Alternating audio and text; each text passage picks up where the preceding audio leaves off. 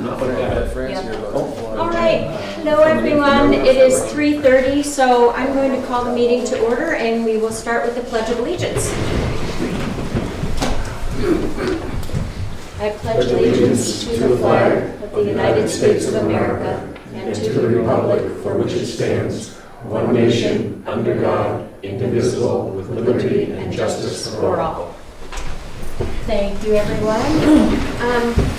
We would normally go right on to the approval of the minutes, but we're going to do a little road trip today, or field day, I guess, field trip. We're going to go take a walk behind the fire station to look at some of the erosion or whatever, and Jay will give us a little briefing out there. I'm not going to take any questions or anything. Everyone is welcome to come or welcome to stay, and we'll be back as quickly as possible. But we're just going to go take a quick walk, and we'll be back.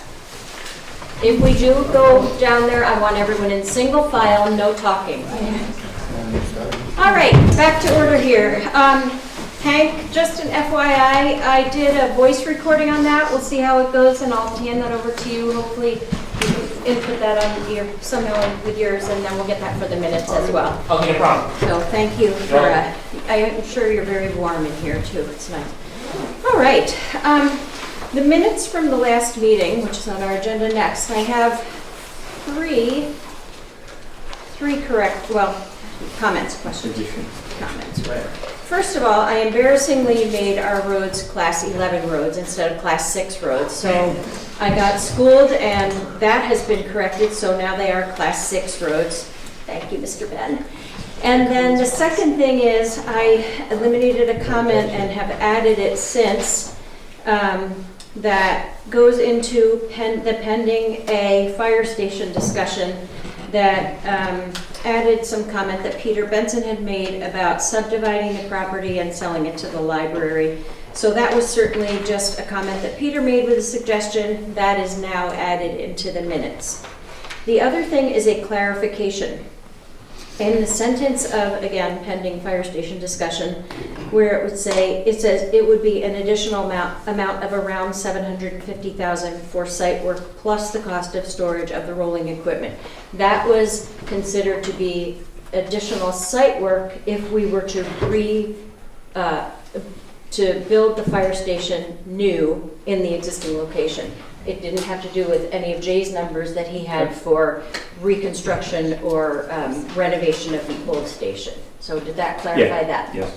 Okay, so that being said, those were the 3 changes to the meeting minutes.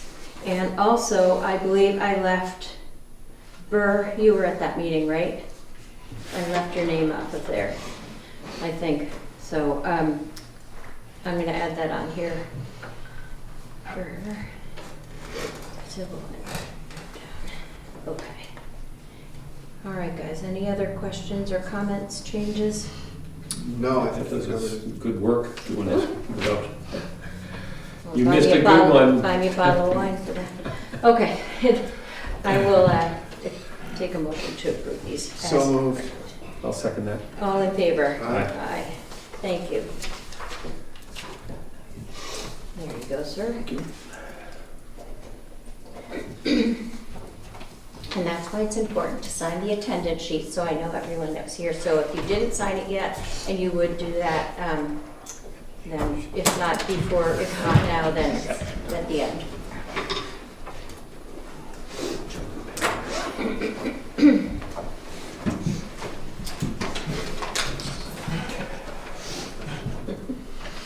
All right, thank you.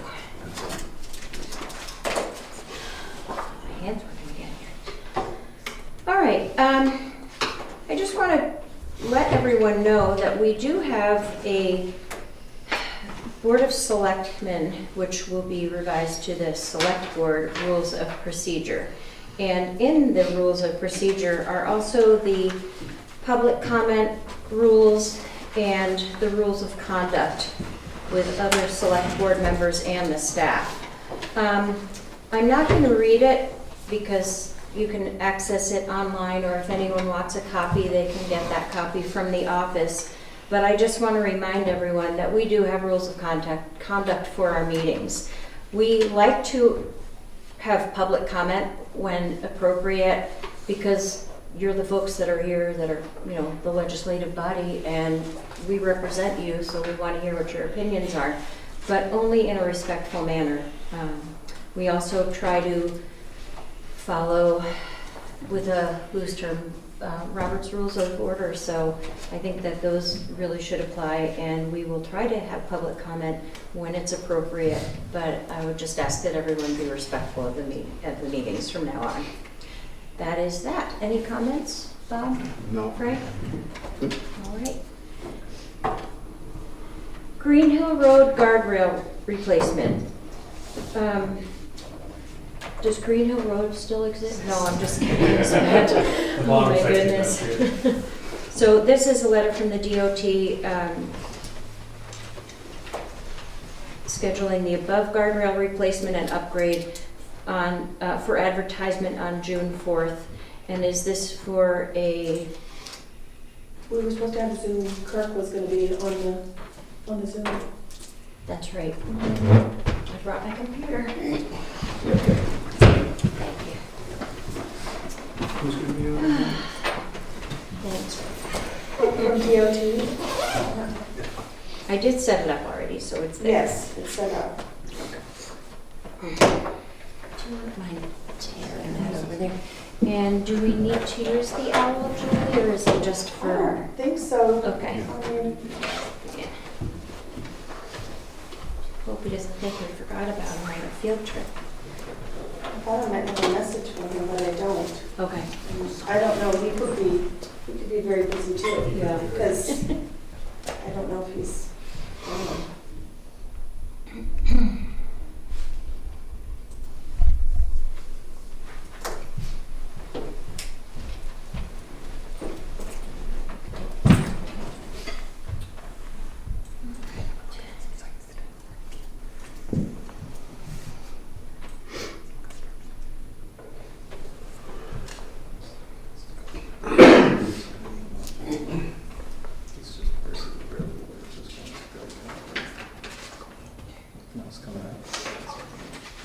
I'm looking for Kirk Mudgett from the DOT.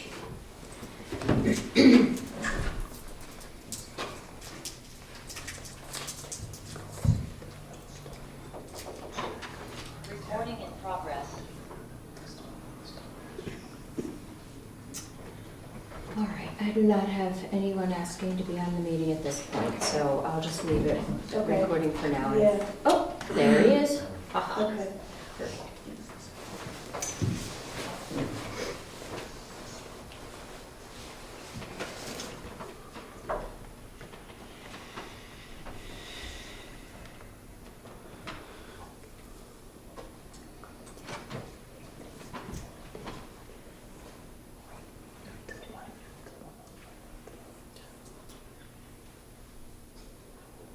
Hi Kirk, this is Barb Campbell. How are you?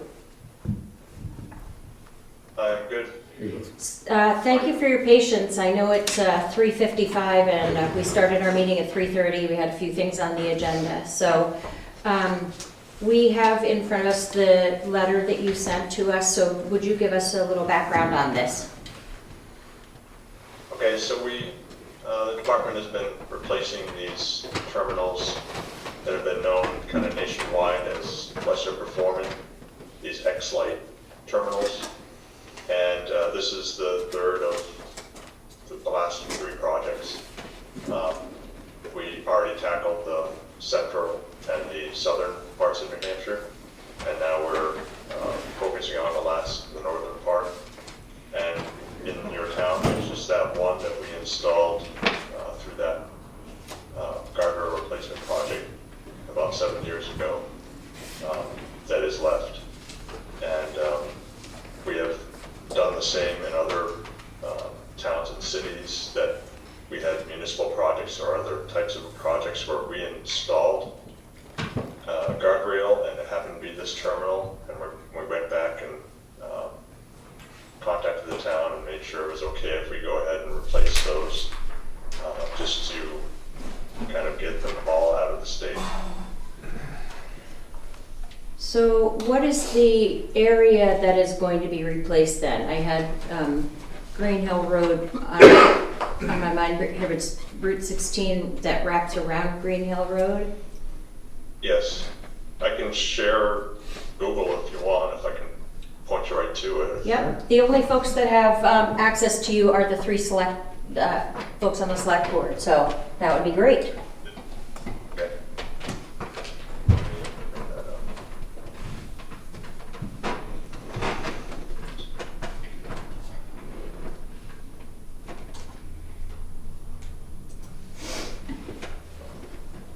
It's disabled for sharing.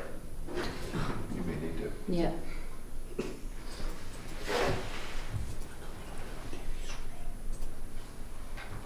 Try again?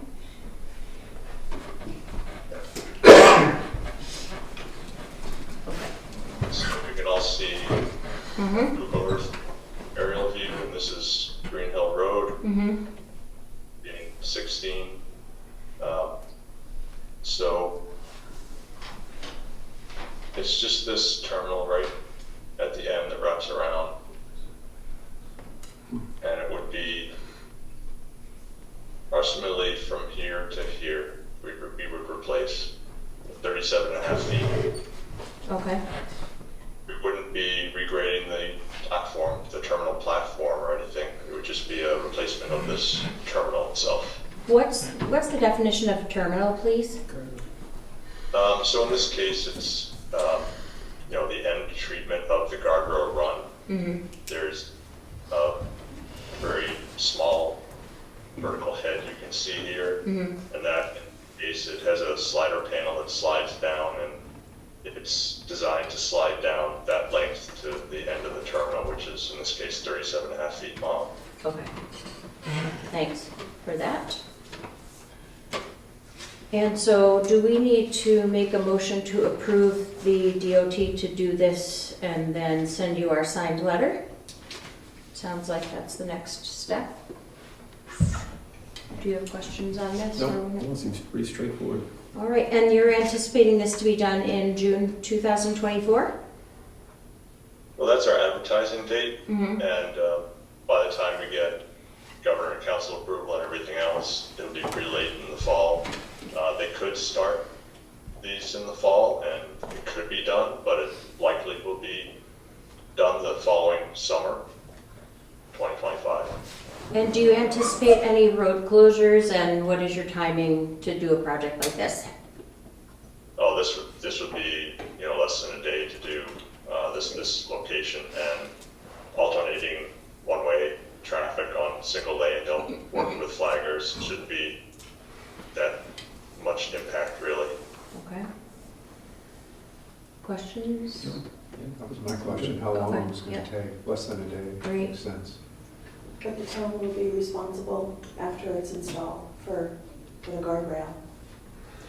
Maybe So- clarify that. So after the guardrail is installed and everything is done, do we sign off on it and then it becomes our responsibility for maintenance?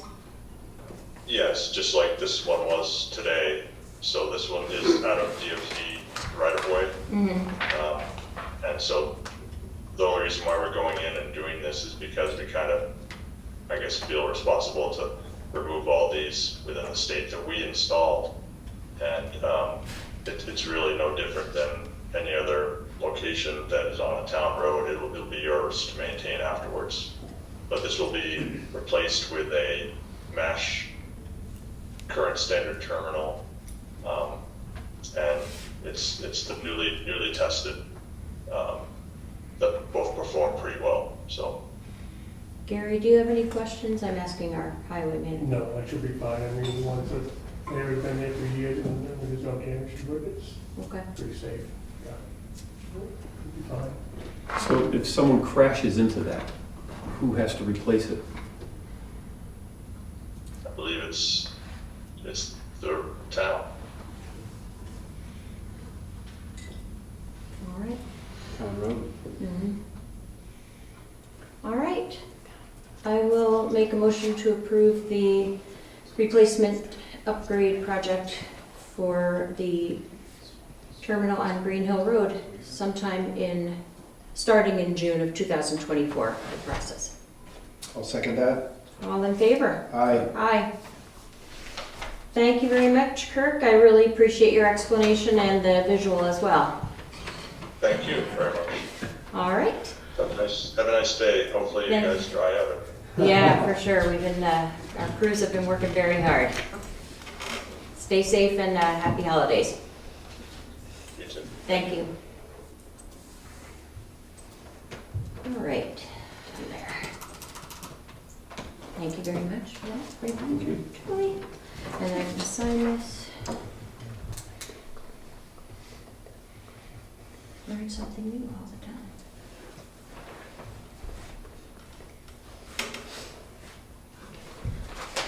Okay. Next is Crossroad Class 6, that's right, 6, sorry, I can't let that one happen. All right, Class 6 road. Gary, did you have some Takes a roll. input on that? Well, I've gone and looked at it with Ann. The loggers, beyond where the class 6 starts, they did go back and regrade it and fix it. I mean, it looks fine from what I saw.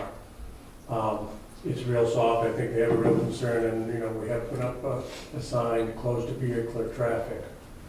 Probably through till next mud season would be, especially with the rain that we're inundated with. Even Crossroads was very soft. Couldn't comment on that either. The Foster's property, people that own that property have canceled the loggers coming in and doing their property this year because of the road and the softness of it, which is a good move. Yeah. It's being responsible on their part. I went and looked at the stone wall that Ann was referring to, and I think we both, looked at it, and it really doesn't look, in that section where they made their landing, there was really no organized stone wall there. I don't see where they did damage to a stone wall. And I mean, even with this rain event, where the spot that they picked for the landing was very well thought out. They had to fill in the ditch to get up on the landing, and they did it right next to a culvert. So that little bit that was filled in effect, then they wrote it all. So they picked a very good location to do that. I did look at that way they had cut. And there are spots where it does look really thin, like the boundary. I'm not sure if they got into the boundary some.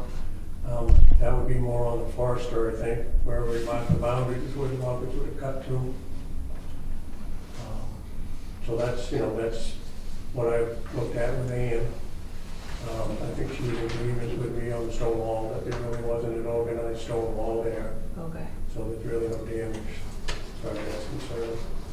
And that's what we concluded. And so just to clarify, it is open to foot traffic and we cannot lock that, but it is posted as a, Vehicular, no yeah, vehicles. no vehicular. Right. Okay. And it's not locked, no, it's just, we have a sign in front of the road saying the road closed, no vehicles. Right. And then we are going to look at it in the spring. In the spring. Again, just to make sure that the winter Right. doesn't. No, it's gotta dry out. Yeah.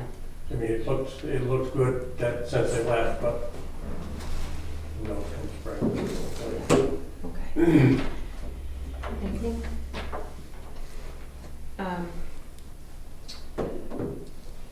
Do we still need to post this as a public hearing then since we're not doing a full road closure, we don't, No, I right? don't think so. We're not gonna close it every spring like that other policy was. Right, so It's just and the reason why I'm deferring to Julie is because we did ask our town council whether or not we had to have a public hearing for this, and we don't, because we're not making it a regular closing down the road fully and locking the gates. So I think we're good to go there. And I'm glad there were no damages to the walls, stone walls, etc.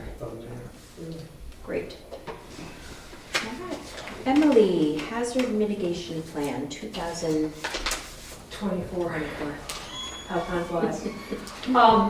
Yes, so I had intended to come here, or to provide with you all today the update on, it's a year 4 update on the 2019 plan. We have to report out progress we've made on different actions. And, but I didn't get it finished, so I just sent it to Julie, and we'll bring that forward. So she will send that to you all, and we can sign off on that at the next select board meeting. Okay. One of the things I did just want to mention is that when we, one of the silver linings of the recent rain event, I actually just got an email. We're going to have some great pictures to put in that hazard mitigation plan. Right. So the hazards that arose. We also learned a lot about some of the different areas prone to flooding. I've been back and forth with Bill Terry on some flooding concerns. He's been sharing some resources with me. On page 36 in our hazard mitigation plan update, it talks about the National Flood Insurance Program and the stats, we're all current with that, using the FEMA mapping that's done. And it's great to see that Icebrook did not flood. It was not so great to see all the other flooding that happened. Some of those maps have been updated. You can get local maps. You can make your own map of Jackson flooding concerns. So that's a great resource. So I'll just share these this exact page and some of the resources that were available for that. And very exciting. I think we saw the new generator that finally came in. Yes. So that was really great. So that is it for the hazard mitigation update. So I'll be back, and I can answer any questions that come up. Thank you for all that you do on this. Yeah, I'm sorry, one more thing. I do just want to incorporate some of the hazards and concerns of the fire station. We are going to incorporate that into the 2024 plan. So we'll have those actions noted down. We can report the progress on them.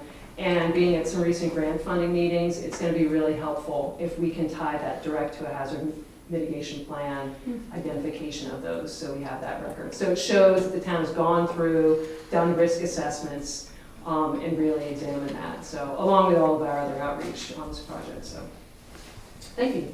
Thank you. Any questions? Good. All right. Thanks, Emily. Yep.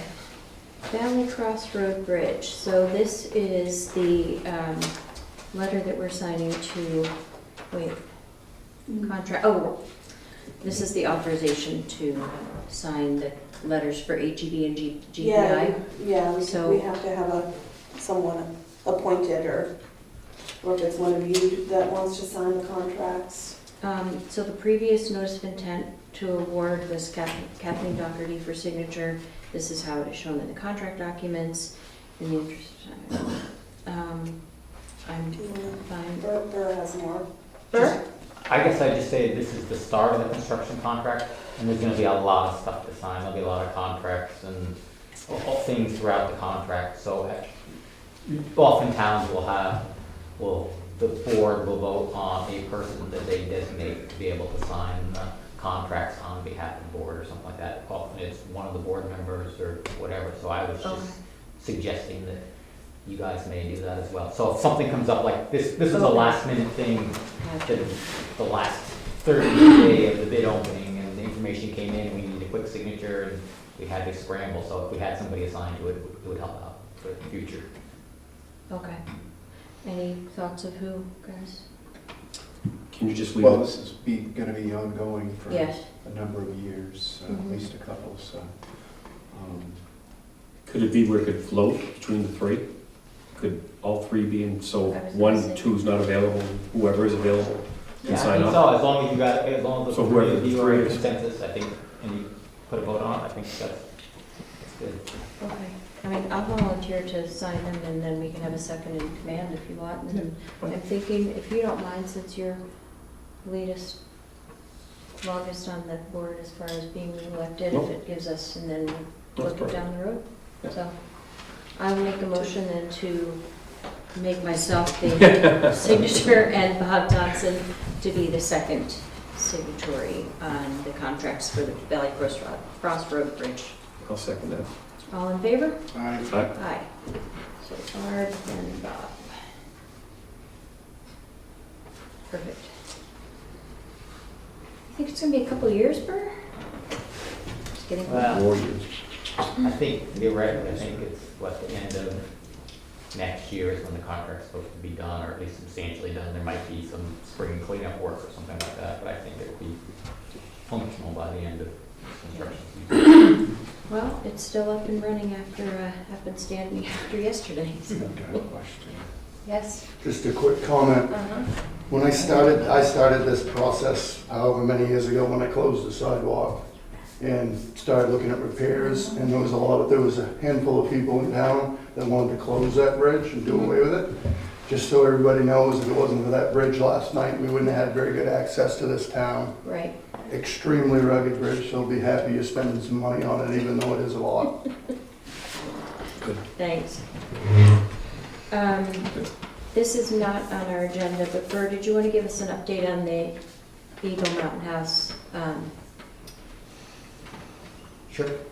the issue with all the Sure, so that, erosion? that's one, they've had an ongoing erosion issue where the water comes out to Right. Carter Notch Road and it goes on to down the road and creates an icing and sediment issue, but then it also goes on to private landowner's land and creates issue there. So we met with someone from DOT, an engineer from DOT, actually for the fire station site over here last week, and then Jim McMahon, the person from engineer from DOT, went out and took a look at that. And he was surprised by, I guess the first thing was some of the erosion control measures that had been removed. Mm-hmm. And also by the sort of extent of construction there. So they have a plan that's gonna basically cut off the water coming out that entrance and put it into an existing culvert a little closer to the Eagle Mountain House. But looking at the outlet of that culvert, the channel down the stream is eroding pretty significantly. They've got a riprap section that's fine, but below that, when it gets into the natural channel from all this additional flow coming off the site, it's just eroding deeper and deeper. And so we walked up around the Eagle Mountain House and we just were sort of surprised to see how much new pavement and expanded site is just adding so much more water to that area. So my suggestion to you is, you know, our zoning ordinance has a section there that basically says, you know, you gotta control your flow leaving the site. So in this case, they're letting a lot more flow go into the site. I think it'd be worthwhile to ask them to put together a stormwater plan, see how they're gonna manage that and not increase the runoff into the stream and the state culvert. Yes.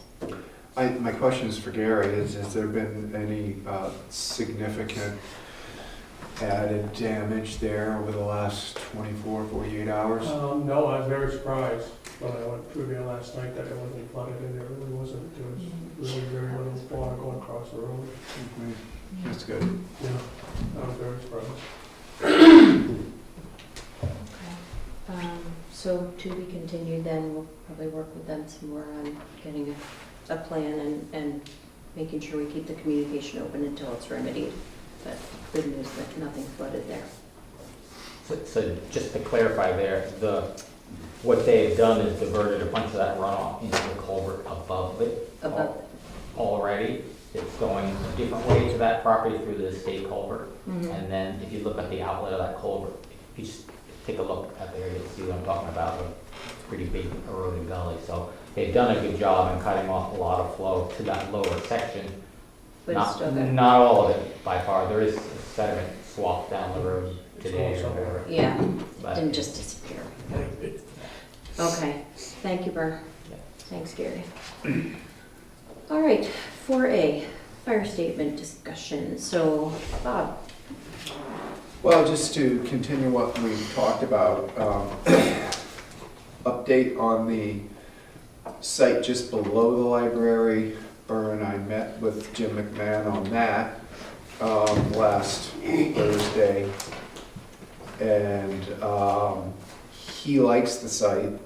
It's got better sight lines than the current site because you're coming over a crest and there's a very limited amount of that you can see beforehand, and he felt like cutting back that berm that's there between that parking lot exit and the Nesselneck Road there, Dinsmore Road, seemed to really work for him, and he also felt that it was going to be not just an improvement over what we're doing today, but that the fact that most of that traffic experiences a yield control by coming through the bridge, and he felt really comfortable that there wouldn't be a lot of concern connected with that.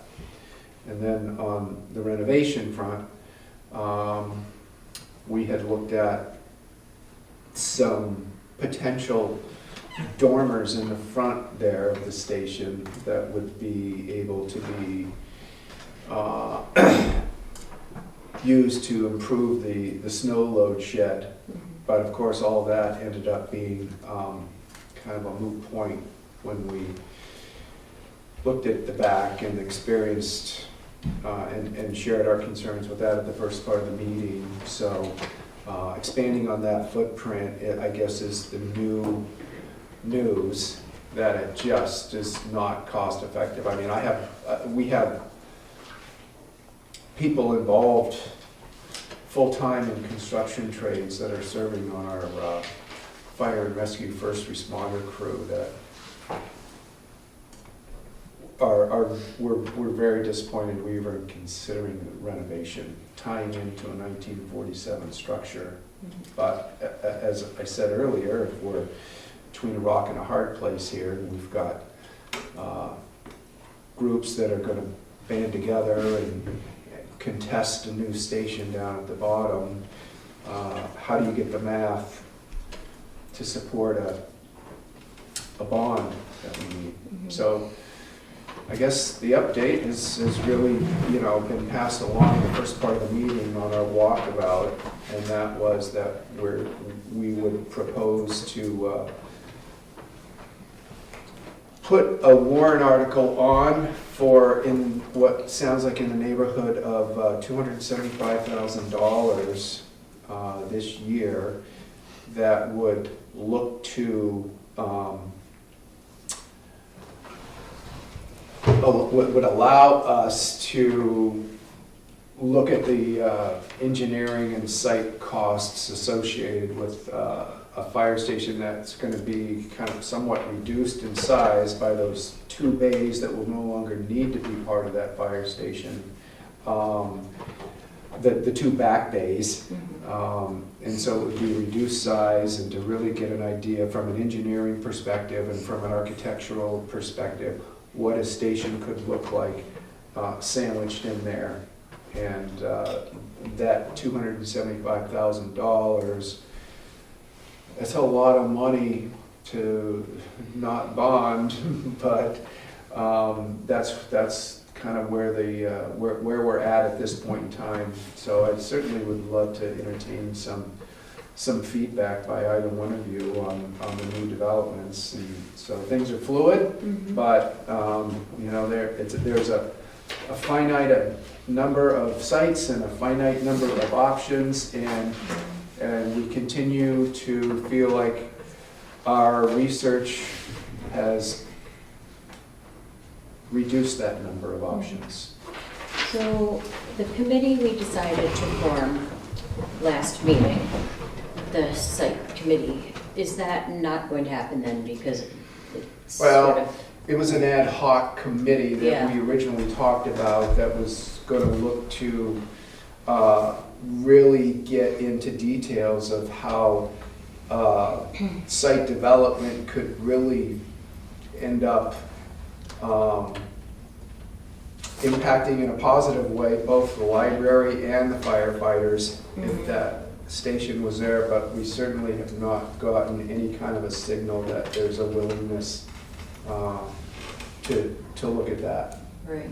So what would be the point? I mean, we offered a selectmen's representative and a fire department representative to work with 3 representatives appointed by the library, and there was no interest in doing that. And so to put together a committee made up of a more diverse group, but still facing that level of concern and/or resistance, or whatever you want to call it, didn't seem like a task that made sense to put people through.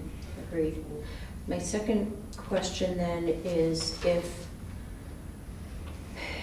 we don't have the whole capital improvement plan, but as we sat with the planning board and know that there are so many other large dollar amounts for like our highway department with the sand covering and the culverts, I'm wondering if it would be worth it still to consider a bond for those costs, because if you do $275,000 for this, and you do, upwards of probably $500,000 for culverts and the salt shed cover, because that was $250 by itself.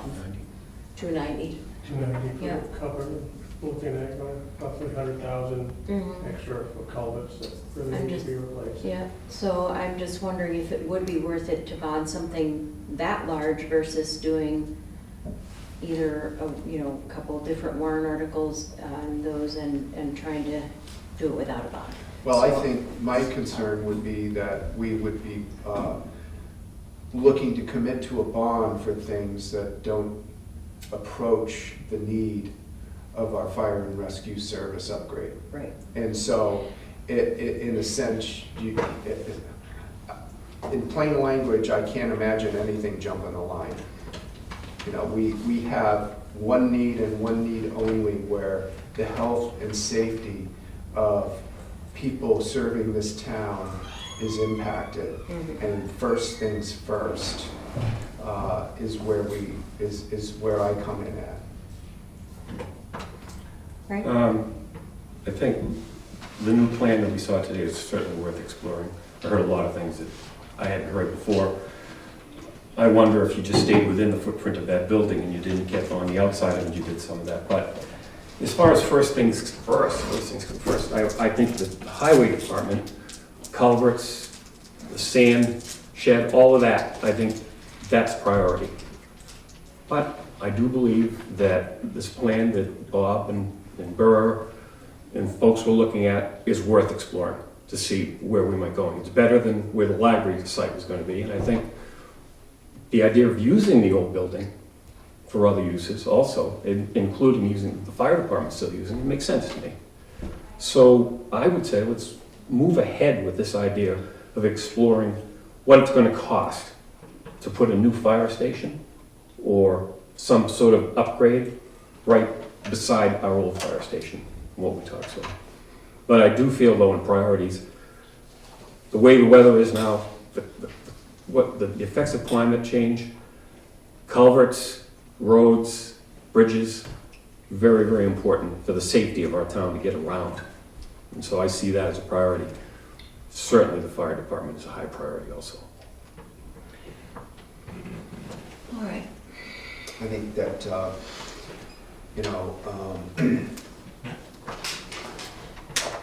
one of the things we can do at looking at incurring a $275,000 one-time cost would be taking a look at the warrant articles, and there's pain everywhere, but is this maybe a year to defer $100,000 towards a new piece of rolling equipment for the fire department? Can we stretch out some of those other costs so that we minimize the impact of a $275,000 warrant article? We do know that whatever the answer is going to be for the fire and rescue services in this town, it's going to require a bond. And for us to move forward with a bond for other things right now is going to reduce the likelihood that we find this solution post haste. We can find savings. I'm sure we We have can. to look at all the options, that's for sure. We keep talking about our first responders, and certainly it's top of mind just from the last 24 hours. So when you talk about firefighter safety and the highway department safety and all of our first responders with the ambulance and the police department. I think everyone in here is super proud of how we responded and kept our whole town safe. So thank God you guys are all out there. We really appreciate it. I haven't heard of one person that got injured. Maybe a few people didn't sleep in their own bed last night, besides the first responders. But I think this just goes to prove how valuable all of the services are in our town. So thanks for that. And You're here. yeah, Yeah. you guys deserve a great round of applause. Thank you. So back on this, I think that you're spot on as far as trying to move the next through a warrant article and finding the savings in other places. It is disappointing to think that we won't have a bond presentation or a full fire station presentation, but if this means finding a great alternative, or I guess a solution to where the fire station should be, then I guess that is progress. Emily? Should I speak? So one thing on this committee that had been talked about, I was talking a little bit with Julie today, and it was really disappointing to hear sort of a flat out no from the library not wanting to be involved. But the good news is that we already have a quarterly meeting of our safety committee that has all those different players at the table. So when we're looking at everybody who's on the town campus, we have the admin staff, we've got the town clerk, we've got Meg from the library, Gary, Jay, Chris Perling. We're all there, Kevin as well. And then we have a select board representative. If we're not there, we take minutes and everything. Julie does a great job getting that out. So, not that I'm trying to duck more meetings, but I totally am all the time. It's a way that there's a quarterly gathering that we can have this as a standing agenda item. We're going to be doing some major work on this town campus. We all have to get along together to go through that. And we haven't even begun and we're having problems getting along together. I had a great talk with one of the librarians down in Wolfboro, who's right close to their fire station, and they're doing a whole bunch of construction work. And they talk to each other, and they're finding solutions for each other, not telling problems, telling solutions, sharing, compromising. So I would just put that forward as a consideration for that possible site group. And our next meeting is in February, so Julie and I are like, How do you build the agenda? What's that? How do you build the agenda for that meeting? Oh, it's pretty much the same thing all the time. Yeah. And then people bring in, like, the big thing is hazards to report. I don't know, Yeah, can you there speak is an more to that? RSA that it's mainly for workplace Mhm. safety items, Mhm. so, It's gotten a little bit yeah. skewed, I think, from that. Yeah. Certainly COVID, I think my presence at those meetings probably skewed it into some other things. When we talk about the neighbor care program, that's been a really valuable time to just update all of us on what's going on. This is where it's great because the library, they might notice some folks coming in with different concerns, and then I'll touch base with Gary, like, is that road really bad, or stuff like that. So it's just opening those communication lines that is absolutely vital. So And who facilitates the meeting? no, well, Julie, sort I of. don't know about that. I kind of get into She takes it. the notes. I keep, sometimes Okay, I tend to do that all right. too much. Linda? I'd like to make a couple of comments on behalf of the library trustees.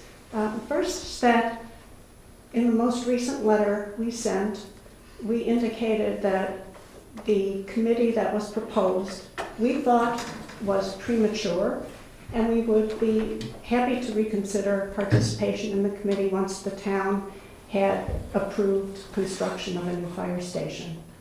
And prior to that, we submitted a list of some of the concerns that we had about the proposed location. We didn't say yay or nay. We leave that to the town voters to decide. Those are facts. Thank you. Anything else on the fire station then? I think that's it. Did I miss anything, Jay? I haven't really had a big chance to digest the whole thing, because this was spur and you, Yeah, Bird, did we just so I say? haven't really I haven't had a chance to digest it at all. Okay. I'll just add one more thing. So Jay and I attended an Assistance for Firefighters grant funding presentation. And as we're trying to understand how we can qualify for some of these different grants, one of the things, and we went through our last application that was not successful, was that idea of the question of call numbers. You know, in terms of how, you know, we don't have that many fires anymore, you know, how many times are we going out? And to really reiterate to our communities, it's not a question of the number of calls, the need is always there. So yesterday was a fantastic example. Yeah. Why do you need, you know, this river rescue equipment? Well, boy, it was a good thing that one of our firefighters had gone through that, he brought his bag in, and people were coming out of the woodwork to me as volunteers. And, you know, it was really great to see that. Yeah, agreed. It's not about the fires. All right, thank you all for all your input and the field trip. Next is Dundee Community Forest MOA, and I think we're going to table that as we don't have an update, so that will be on our agenda for the next meeting. And then the Doublehead parking lot, I don't think there's anything new on that since our last meeting. We've only had 1 week, but. Well, Jay did, Gary did speak with Jim Innes at the Forest Service. You know, Okay. we had a very good conversation. Okay, He understands some of the issues that we have with trying to plow that on our route. Right. You know, the entrance of that is horrible, is that they may even try to remedy that coming summer.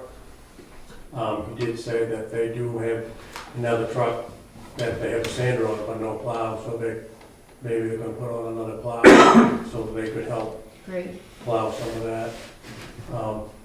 You know, I told him that I'm more than happy to do it as soon as I can, but it's not top priority.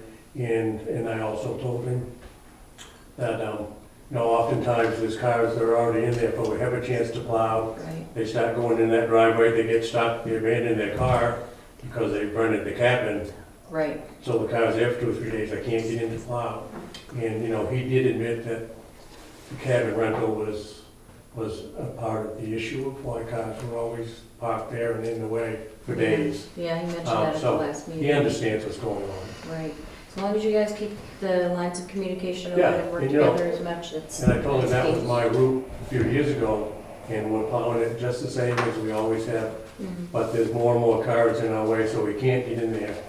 And he did own up to the cabin rental problem. Is there any communication, and this may not be a question we can answer, but is there any communication they can provide to the users of the cabin that say, hey, you know, travel at your own risk or park at your own risk type of thing? Well, I mean, That it might would be- help if they say if the lot's Yeah. not plowed, you Yeah, can't park there, but then again, they Yeah. paid money to rent the cabin, and right. they're gonna say, well. And that's not our job if it's their cabin, I So it's just, kind of a hard situation for all of us. right. You know, but I told him, more than happy, we will do our best to get it plowed when we can.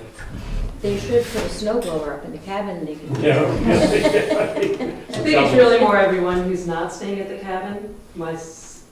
Totally guilty. Woo, fresh tracks, Yeah, first one right. in, auger it in, so you Right. can skin up, so that's. You know, The the first plow on it, storm, Emily. we All got right. there, there's 2 cars stuck right in the way. First storm, it's like, here we go. Was he offering that they could repurpose one of their trucks for this winter, or is that No, more it of a wouldn't happen this long-term? winter. Okay, You know, next year they could fund for a new plow. got it. But they do have a sander on it, and I've seen them out there sanding at Yeah. times, but there's no plow, which doesn't make much sense. Thank you. So, yeah, it will not help for this year. There was a possibility of Jackson ski touring, was mentioned by Yeah. Peter, your husband, Yeah. last week. I was just gonna text Ellen right now. Did you contact see Ellen Ellen Chandler? I haven't, No. Jim said that he was gonna try to contact Okay. them and see how they felt about it. Okay, Okay. like I said, Whether they have communication, or it's a not. great thing. All right, short-term rentals, Julie, is this, has been approved and okay? It's a new application So is that it, the planning board reviewed it at their last meeting. Okay. Yeah. They just don't have an advertisement right? yet. They're working with a company.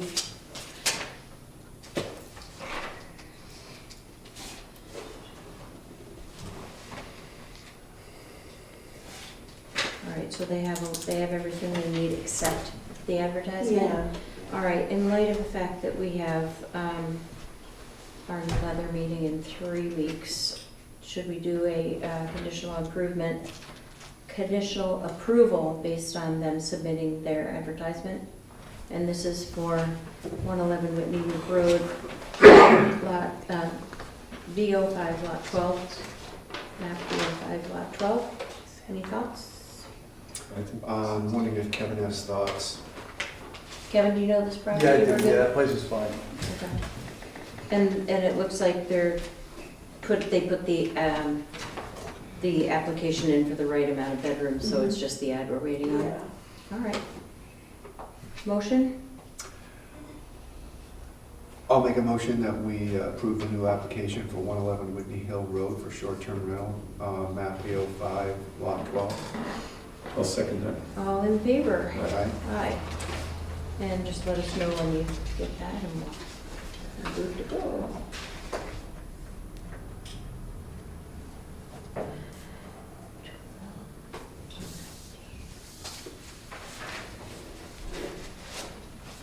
Kevin, your last 2 building permits of the year, any comments on those? No, those are all straightforward. Fantastic. Yeah, yeah. All right. Are there any public comments? In the back. I have a place on Balloon Road, And what's your name? Arthur Lansing. And we've had a problem in the last several years of just water building up on the front of my property. My property is right along, just before the bridge, the little log cabin. Mm-hmm. And over the years, I've had to build a berm to keep back the water just from an average thunderstorm. And I didn't know, obviously it all got washed out. My whole property got washed out. Mm-hmm. But that's another suggestion I have too. I think we need a bigger culvert out by Carter Notch Road. There's 2 small ones that are in there. I think they're getting plugged up because it overflowed.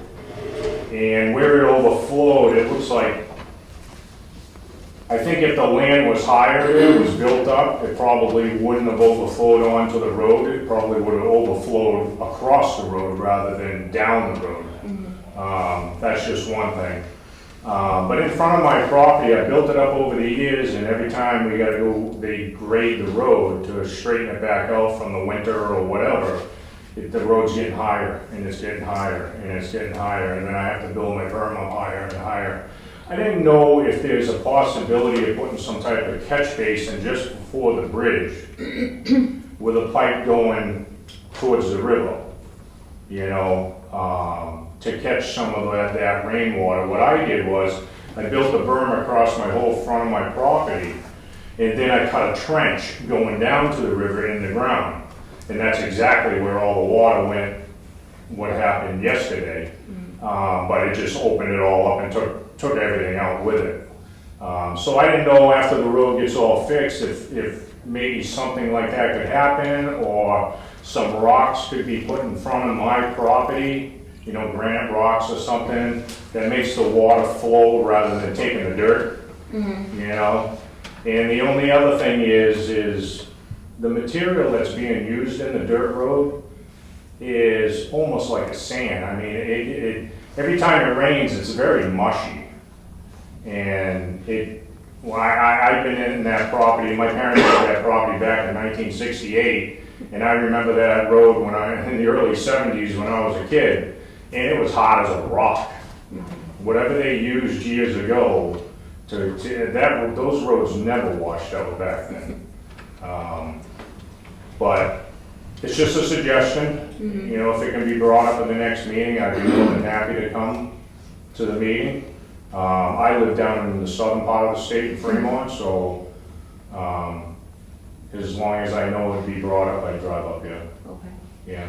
Gary, any thoughts or comments on that, or do you want to possibly take a look at it and get together Yeah, I after mean, the he's road? totally right about the 2 Yeah. small culverts, that's a real issue. Are they on your list? I'm sure. They're gonna be replaced Yeah. this summer, the spring, we'll replace those, we'll put in a big culvert. I Okay. mean, that was the main issue with the washout, because there's two smaller culverts. Mhm. And as the river or brook increases, it starts bringing all this stuff with us. Right, If you have a big culvert, the stuff will go through it, but with the two small culverts, it gets plugged, and that's what happened. There was a stone that had rolled down the brook jeez. and came up right against them, and cut off like half of each of them. So now you're back down to one small culvert. Right, So right. that's, I mean, we went up with the backhoe, got it dug out, and got it flowing again, but the damage was done by the time we got there. Okay. Because I So, think the second culvert got put in after After Hurricane Yeah, Irene. that's what it looks like. These are galvanized, Yeah. and then there's a new plastic one. and Arthur, you said you did apply for a job with the highway department? Excuse me? You applied for a job with the highway department so you could help here? Well, if you've seen the berm that I had in front of my driveway, it had to have been about 50, 60 feet long.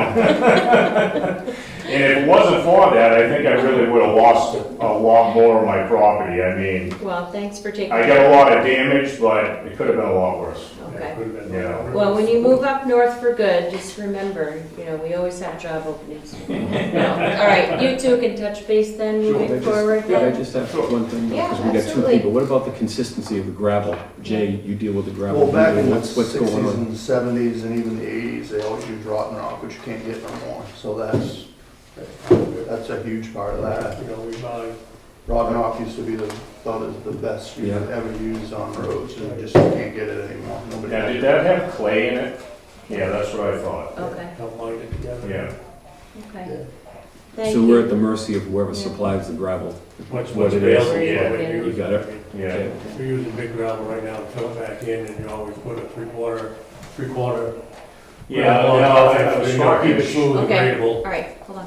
I was talking to Sean at Glen Gravel down here, Mm-hmm. because he was trying to get up the road, he's doing a project up there. Yeah, And he said something about, and I don't know, I'm not experienced in that, he said something that he's got a product that would be way better than that, but it'd be like $30 more a truckload. Now, I don't know how true that is.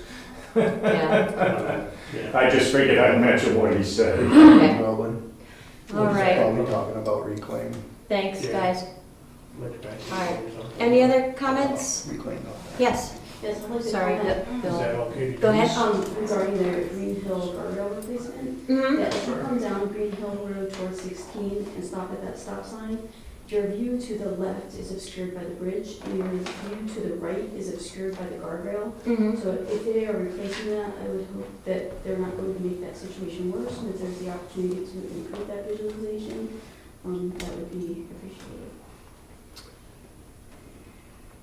So, I think since the that's replacement. a state road in that area, have you contacted anyone at DOT just to sort of complain or state your comment on that to see if No. there is? Would that be something you could do? I could probably get you the name of the gentleman that spoke to us today. I'd be happy to do that. Okay.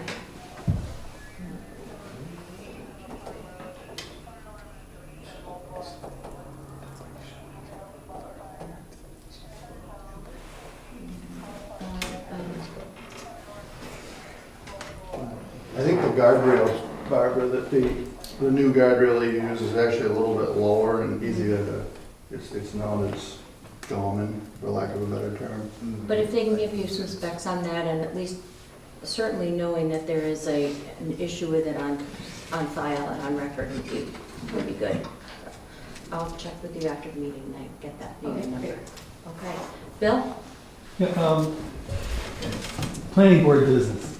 On Thursday's meeting, we agreed to move forward on 2 warrant articles. And on the 2 warrant articles, one is on a new housing commission for the town, and the other is to add to our SCR zoning ordinance to disallow an ADU and a primary residence from both being used as short-term rentals at the same time.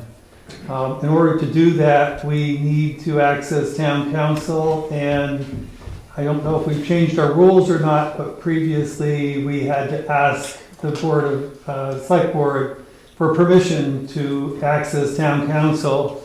And we need to do that in order to forward the warrant articles. And so I'm requesting that the board approve access to town council to assist us in initiating the appropriate language for the zoning ordinance and to ensure that we have appropriate warrant article language. Sounds reasonable to me. Anything else? Sounds good. I will make a motion to allow the planning board to consult council for the purpose of putting together 2 warrant articles. Second. All in favor? I, Aye. Thank you. Thank you. Any other public comments? Yes, sir.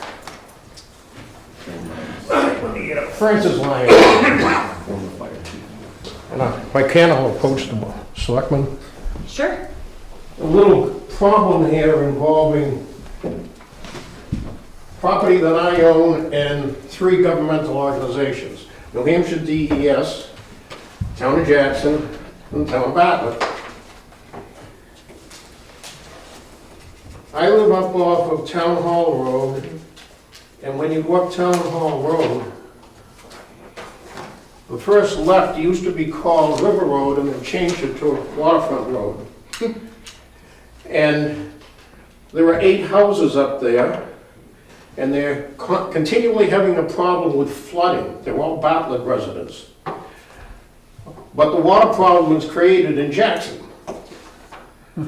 And the other problem I have is that on my tax bill, it shows, my Bartlett tax bill, that I own to the center of the river. So I said to the people at the state, well, if I own to the center of the river, the problem is a big rock there, so I can take care of it. I was informed, no, you don't own it because you don't own it. You don't own that. And I said, then why am I being taxed?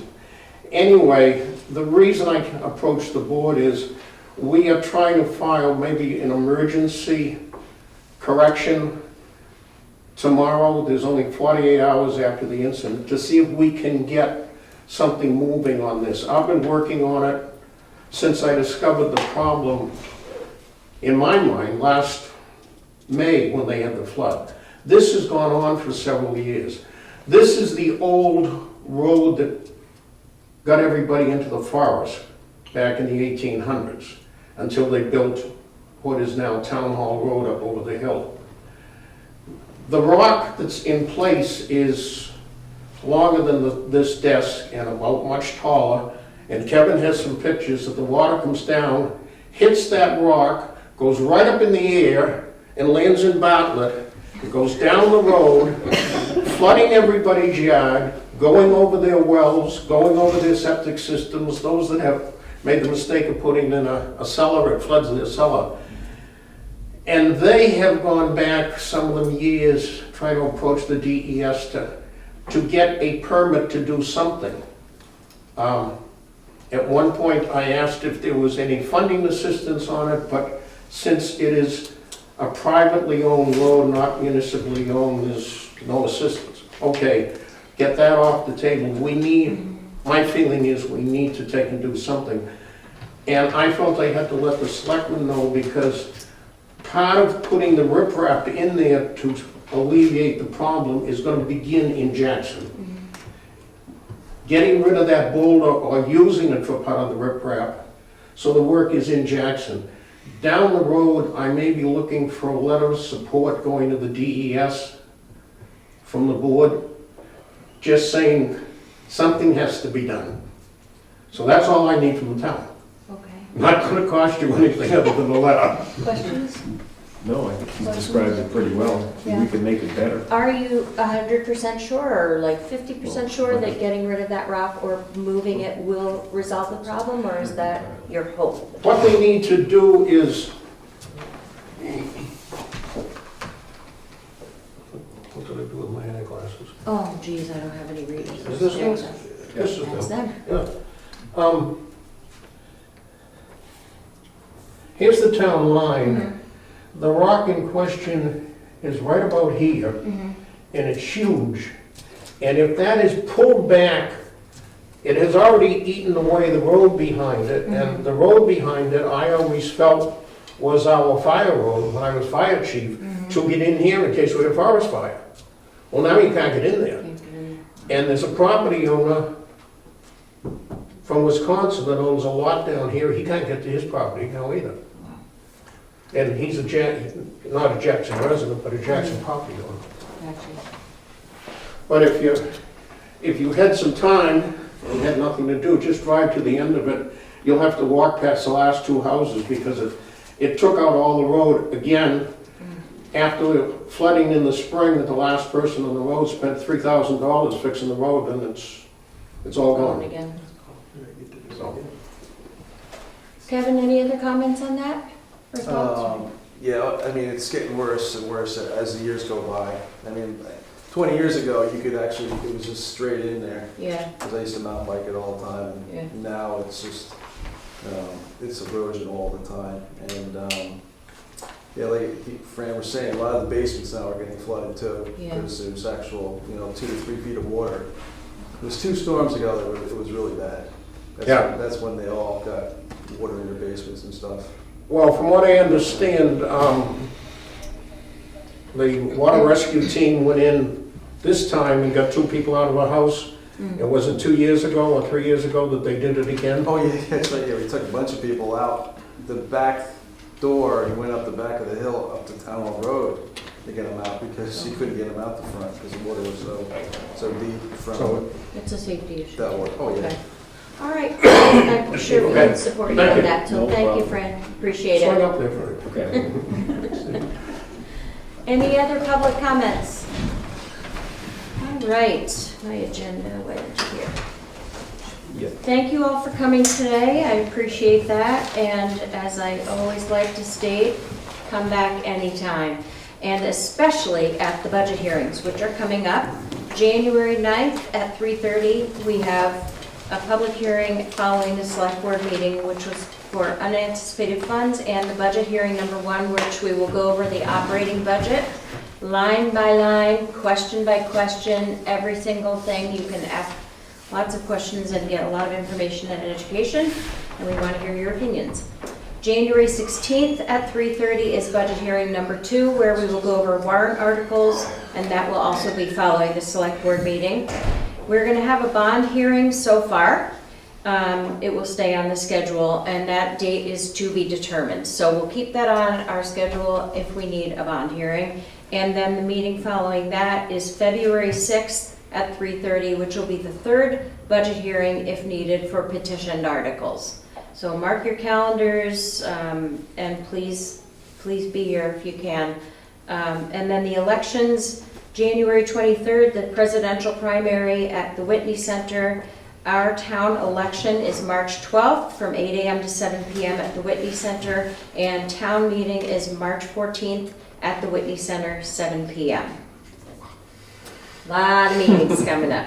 That does cover us through March though. So, any other comments, guys? I will make a motion at 4:54 to close the select board meeting and move into a non-public meeting for RSA 91-A:3 to C. Motion? I'll make that motion. Second? All in favor? Aye. Aye.